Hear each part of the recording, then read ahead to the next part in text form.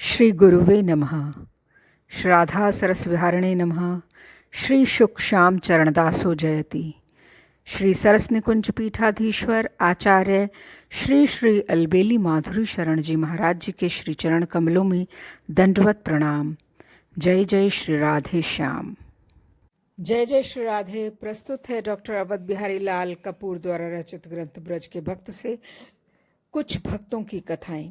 पहले प्रस्तुत है श्री ब्रज किशोरदास बाबा जी का चरित्र। श्री ब्रज किशोरदास बाबा जी भातरोल सिंदूरक।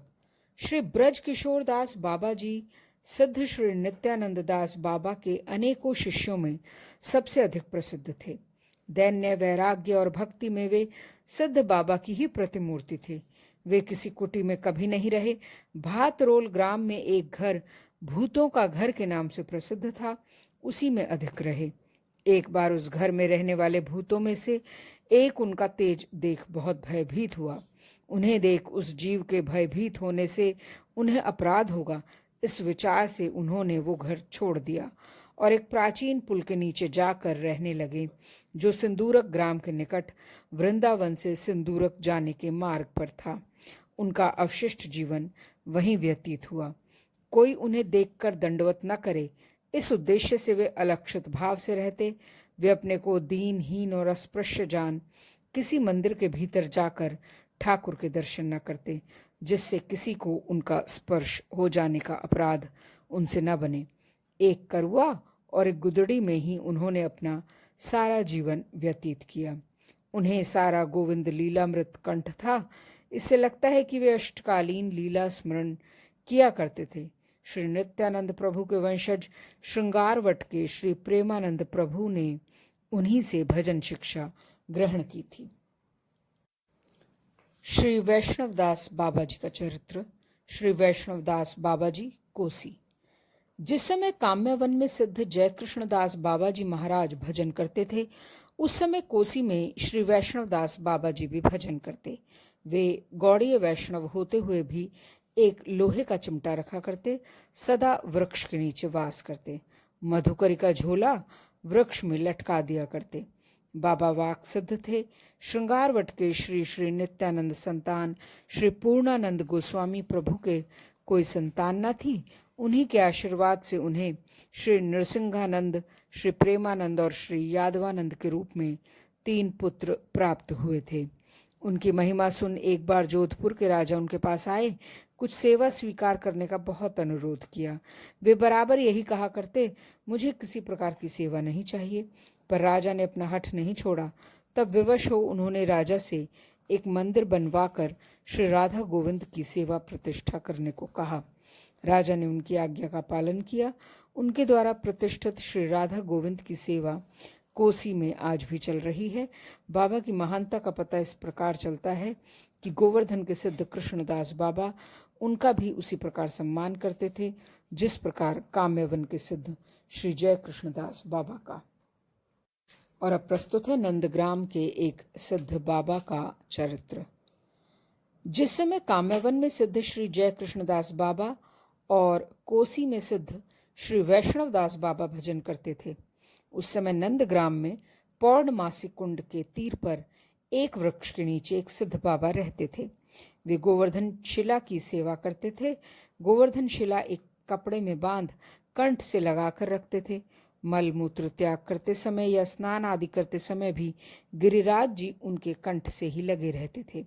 भजनावेश में कभी कभी वे 2-3 दिन तक लगातार अंतरदशाविष्ट रहते थे। उस समय उन्हें कुछ भी बाह्य ज्ञान नहीं रहता था। उस समय मलमूत्र त्याग, स्नान और आहार आदि भी नहीं होता था। बाह्य ज्ञान होने पर वे स्नान आदि कर सेवा और आहनिक आदि करते थे। उनके निकट उनके अनुगत जो वैष्णव रहते थे, वे पाक करते थे और बाबा गिरिराज जी का भोग लगाकर प्रसाद ग्रहण करते थे। आहार की सामग्री कहाँ से आती थी, कोई नहीं जानता था। भोग इतने परिमाण में लगता था कि जो वैष्णव वहां आते थे वे भी प्रसाद ग्रहण करते थे। उन्हें स्वतंत्र रूप में प्रसाद के लिए चेष्टा नहीं करनी पड़ती थी। और अब प्रस्तुत है श्री यशोदा माई जी का चरित्र। श्री यशोदा माई जी गिरिराज। श्री रूप गोस्वामी ने अपने ठाकुर श्री गोविंद जी के दर्शन के संबंध में सर्वसाधारण को कड़ी चेतावनी देते हुए कहा है। भक्ति रसामृत सिंधु में, हे सखे, यदि तुम्हारी स्त्री, पुत्र, बंधु बांधवों के साथ आमोद प्रमोद में जीवन यापन करने की इच्छा हो तो केशी तीर्थ के समीप श्री गोविंद नामक उस हरि तनु की ओर मत ताक लेना, जो मयूर पुच्छ से अलंकृत मंद मंद मुस्कुराते त्रिभंग मुद्रा में वहां खड़ा है, जिसके बंकिम विशाल नेत्र हैं और जिसके अधरों पर मधुर मुरली शोभायमान है। क्योंकि उसे एक बार देख लोगे तो स्त्री, पुत्र और बंधु बांधवों की सुध बुध भूल जाओगे।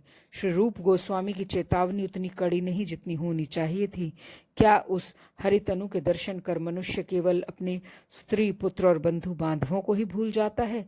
वो संसार को भूल जाता है, स्वर्ग अपवर्ग को भूल जाता है, और जो भी याद रखने की वस्तुएं हैं उन सबको भूल जाता है, यहाँ तक कि अपने आप को भूल जाता है।